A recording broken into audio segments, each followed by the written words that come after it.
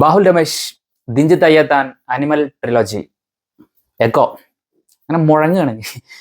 Cinema കണ്ടിട്ട് 2 ദിവസമായി, എനിക്ക് സമയം കിട്ടിയില്ലെന്ന്. ഇപ്പോഴും ആ സിനിമയുടെ മുഴക്കുണ്ട് ചെവിയിൽ. സീരിയസ്ലി അത്ര നല്ല ഗംഭീരമായിട്ട് വന്നിട്ടുണ്ട്. കുറേ കാലത്തിന് ശേഷം അങ്ങനെ ഒരു ഒരു വ്യത്യസ്തമായിട്ടുള്ള ഒരു കാര്യം സംസാരിക്കുന്ന സിനിമ. അത് വ്യത്യസ്തമായിട്ടുള്ള രീതിയിലാണ് പ്രസന്റ് ചെയ്തിട്ടുള്ളത് എല്ലാ മേഖലയിലും.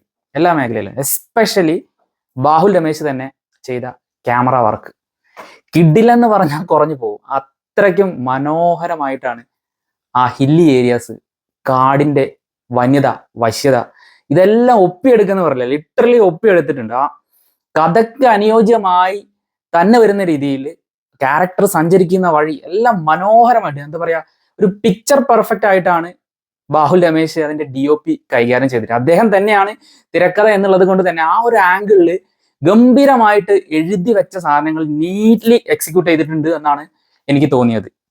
കഥ അതിനെക്കുറിച്ച് പറയുകയാണെങ്കിൽ നമ്മൾ ഇതുവരെ കാണാത്ത തരത്തിലുള്ള ഒരു സംഗതിയാണ് സിനിമയിൽ നടക്കുന്നത്.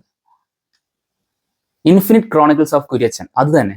കുര്യച്ചൻ എന്ന് പറയുന്ന ഒരു മൾട്ടി ഫെസറ്റഡ് ഒരു, എന്താ പറയാ, ഒരു ഫ്രോഡായിട്ടാണ് സിനിമയിൽ കാണിക്കുന്നത്. വളരെ ഇൻഫ്ലുവൻഷ്യൽ ആയിട്ടുള്ള, വളരെ കണ്ണിങ് ആൻഡ് ടാലന്റഡ് ആയിട്ടുള്ള, വളരെ ക്രൂരനായ, പല മുഖങ്ങളുള്ള, പലതരത്തിൽ പല ആളുകളോട് പല മുഖങ്ങൾ കാണിക്കുന്ന, തൻ്റെ ഇഷ്ടത്തിനും അല്ലെ തൻ്റെ ഒരു സാധ്യത്തിനു വേണ്ടി ഏതറ്റം വരെ പോകുന്ന തരത്തിലുള്ള കൈൻഡ് ഓഫ് എ ക്യാരക്ടർ കുര്യച്ചന്റെ മിസ്സിംഗുമായി സംബന്ധിച്ച കാര്യങ്ങൾ തേടി വരുന്ന പോലീസ് ഓഫീസറിലാണ് കഥ ആരംഭിക്കുന്നത്. ഒറ്റപ്പെട്ട് കിടക്കുന്ന ഒരു വീട്ടിൽ കുര്യച്ചന്റെ സഹധർമ്മിണിയുണ്ട്.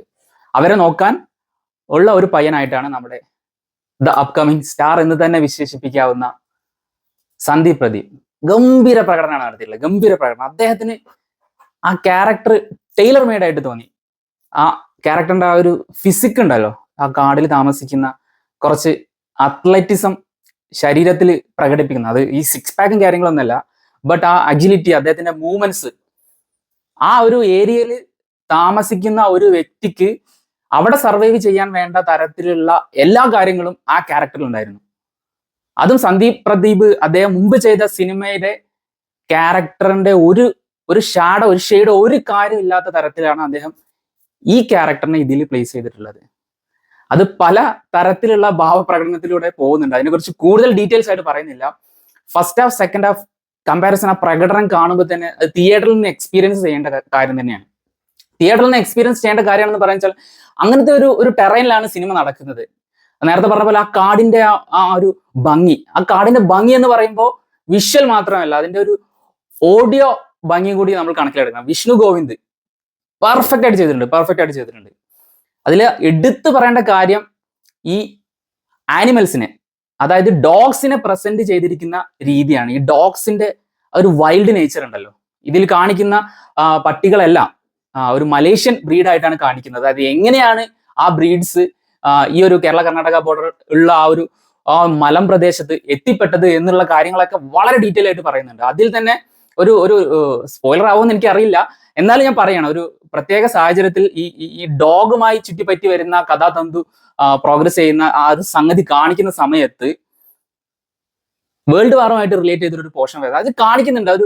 ആ ഒരു നാട്ടിൽ നടക്കുന്ന യുദ്ധം നടക്കുന്ന സമയത്ത് സിവിലിയൻസിനെ ഏത് രീതിയിലാണ് അത് എഫക്ട് ചെയ്യുന്നത്, അവരുടെ ഒരു മൈൻഡ് സെറ്റിനെ, അല്ലെങ്കിൽ അവരുടെ ആ ജീവിത രീതികളെ മൊത്തത്തിൽ എങ്ങനെയാണ് ആ യുദ്ധം അഫക്റ്റ് ചെയ്തിട്ടുള്ളത് എന്ന് കാണിക്കാൻ ഇതിൽ ഉപയോഗിച്ചിരിക്കുന്ന ഒരു സീനുണ്ട്. ആ സീന് ഞാൻ എക്സ്പ്ലെയിനർ ആയിട്ട് പറയുന്നില്ല, ബട്ട് ഒരു സിമ്പിൾ സീനാണ്, ജസ്റ്റ് വിത്ത് എ സ്റ്റിക്ക് എന്ന് മാത്രം ഞാൻ പറയാം.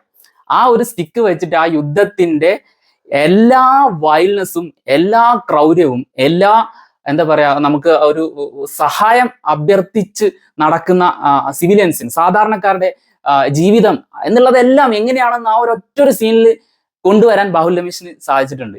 അത് തിരക്കഥയിൽ അദ്ദേഹം കാണിച്ചിട്ടുള്ള മിടുക്ക് തന്നെയാണെന്ന് പറയേണ്ടി വരും. പിന്നെ ഒരു ഗംഭീര പ്രകടനമായിട്ട് വന്നിട്ടുള്ള ഈ സിനിമയിലെ കേന്ദ്ര കഥാപാത്രം എന്ന് പറയുന്ന മ്ലാത്തി ചേട്ടത്തി, മലേഷ്യൻ ഒരു വുമൺ ആയിട്ടാണ് വന്നിട്ടുള്ളത്. ട്രെയിലറൊക്കെ കാണുന്ന പോലെ തന്നെ വളരെ വളരെ വളരെ വ്യത്യസ്തമായിട്ടുള്ള ഭാവപ്രകടനങ്ങൾ സ്ക്രീനിൽ കാഴ്ചവെച്ചു. അതിനെ സപ്പോർട്ടീവ് ആയിട്ടുള്ള ഒരു ഡബിങ് കൂടി അദ്ദേഹത്തിന് കിട്ടിയെന്നാണ് എനിക്ക് തോന്നുന്നത്. എനിക്ക് തോന്നുന്നത് KPSC ലീല എന്ന് പറയുന്ന ഒരു ആക്ട്രസ് ആണ് അത് ചെയ്തിട്ടുള്ളത്. നമ്മുടെ പൂക്കാലത്തിലൊക്കെ ഉണ്ടായിരുന്ന വിജയരാഘവന്റെ വൈഫായിട്ട് അഭിനയിച്ച ആ വ്യക്തിയാണ് ഇവർക്ക് ഇതിനു വേണ്ടി ഡബ് ചെയ്തിട്ടുള്ളത്. ആ ഡബിങ് അവരുടെ മുഖത്തിനും അവരുടെ ആ ഒരു ബോഡി ലാംഗ്വേജിനും കറക്റ്റായിട്ട് സ്യൂട്ട് ആവുന്ന തരത്തിലുള്ള ഒരു ശബ്ദം, ആ വോയിസ് മോഡുലേഷൻ ആണെങ്കിലും ഇമോഷൻസ് കൺവേയിങ് ത്രൂ സൗണ്ട് ആണെങ്കിലും എല്ലാം ഭംഗിയായിട്ട് കൈകാര്യം ചെയ്തിട്ടുണ്ട് എന്ന് തന്നെയാണ് എനിക്ക് തോന്നുന്നത്. അപ്പോൾ ഇതിന്റെ ആ ഒരു പ്രീ പ്രൊഡക്ഷൻ സമയത്ത് അദ്ദേഹത്തിന്റെ ഇന്റർവ്യൂ, നമ്മുടെ ബാഹുൽ രമേശ് തന്നെ അദ്ദേഹത്തിന്റെ ഇന്റർവ്യൂവിൽ പറഞ്ഞിട്ടുണ്ട്, ഈ സിനിമ എഴുതിക്കൊണ്ടിരിക്കുന്ന സമയത്ത് ഇന്റർസ്റ്റെല്ലാറിന്റെ മ്യൂസിക് ബാക്ക്ഗ്രൗണ്ടിൽ വെച്ചിട്ടാണ് ചെയ്തിട്ടുള്ളത്. അത് എന്തുകൊണ്ടാണ് അങ്ങനെ ചെയ്തത്, അല്ലെങ്കിൽ അങ്ങനെ ആ ഒരു ഇന്റർസ്റ്റെല്ലാറിന്റെ ആ മ്യൂസിക് കേട്ടതിന്റെ ഭാഗമായിട്ട് സിനിമയ്ക്ക് വന്ന പോസിറ്റിവിറ്റി എന്താണ് എന്നുള്ളതിന്റെ ഉത്തമ ഉദാഹരണം, അല്ലെങ്കിൽ അത് ഏത് രീതിയിലാണ് സിനിമയിൽ വന്നിട്ടുള്ളത് എന്ന് നമുക്ക് അറിയണമെന്നുണ്ടെങ്കിൽ സിനിമ ആ ഒരു ഓഡിയോ വിഷ്വൽ എയ്ഡ് ഫുൾ ഫ്ലഡ്ജിലുള്ള ഒരു തിയേറ്ററിൽ തന്നെ പോയിട്ട് എക്സ്പീരിയൻസ് ചെയ്യണം. അതിൽ മുജീബ് മജീദ് എന്ന് പറഞ്ഞ മ്യൂസിക് ഡയറക്ടർ, അദ്ദേഹം മാജിക് കാണിച്ചു വെച്ചിട്ട് തന്നെ പറയേണ്ടി വരും. മാജിക് തന്നെ, ലിറ്ററലി മാജിക് ആണ്. അത്രയും ഗംഭീരമായിട്ടാണ് അതിന്റെ ആ ഒരു ഓഡിയോ ഡിപ്പാർട്ട്മെന്റ് വന്നിട്ട്. ഞാൻ നേരത്തെ പറഞ്ഞ പോലെ ആ ഒരു സൗണ്ട് റീ റെക്കോർഡിങ്ങും അത് സൗണ്ട് ഡിസൈനും പ്ലസ് BGM-ഉം മ്യൂസിക്കും എല്ലാം വളരെ ഗംഭീരമായിട്ട് ആ സിനിമയ്ക്ക് എന്താണോ വേണ്ടത്, ആ സിനിമയുടെ ഇമോഷൻ ഏത് തരത്തിലാണോ പ്രേക്ഷകരിലേക്ക് എത്തേണ്ടത് അതിന് സപ്പോർട്ടീവ് ആയിട്ട് വരുന്ന തരത്തിൽ തന്നെയുള്ള ഒരു ഗംഭീര പ്രൊഡക്ഷൻ ക്വാളിറ്റിയിൽ വന്ന ഒരു കിടിലൻ സിനിമയാണ് എക്കോ. നിങ്ങൾ തിയേറ്ററിൽ കണ്ടിട്ടില്ലെങ്കിൽ നിങ്ങൾ ഒരു സിനിഫയിലോ അല്ലെങ്കിൽ ഒരു സാധാരണ സിനിമ പ്രേക്ഷകനോ അല്ലെങ്കിൽ സിനിമയെ ഇഷ്ടപ്പെടുന്ന ഒരാളാണെന്നുണ്ടെങ്കിൽ നിങ്ങൾ ഒരിക്കലും തിയേറ്ററിൽ മിസ്സാക്കാൻ പാടില്ലാത്ത ഒരു ഗംഭീര വർക്കാണ് അനിമൽ ട്രയൽസിലെ ലാസ്റ്റ് പാർട്ട്. ദിൻജിത്ത് അയ്യത്താൻ, ബാഹുൽ രമേശ് കൂട്ടുകെട്ടിൽ വന്ന echo. Please do watch and comment your opinions below. മറ്റൊരു വീഡിയോ ആയിട്ട് വീണ്ടും കാണാം. ബൈ.